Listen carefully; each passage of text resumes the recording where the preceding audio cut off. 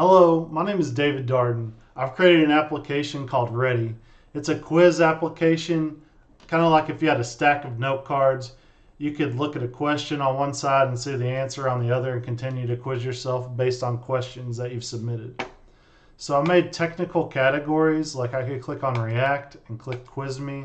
It'll show the question first, what are props in React, and then I click on it and I can see the answer. I can cycle back and forth between the question and the answer.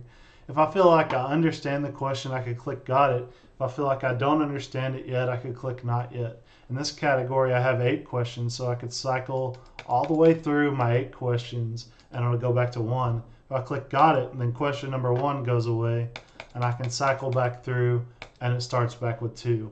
If I click Got It all the way through, it says you are victorious. I understand all the questions. And then I can click exit. And it takes me back to the home screen. As part of my CRUD functionality, I can create a question by clicking add question. So here I can add my question. I can add my answer. I choose a category. I choose React. And I click save. Question submitted, add another question or press exit. I click OK.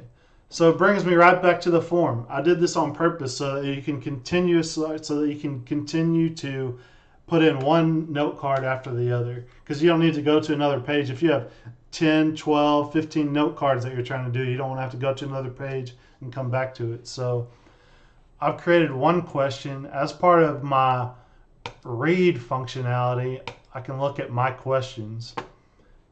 And I can see the bottom one right here is question. I can edit the question. We'll edit the answer and click save entry.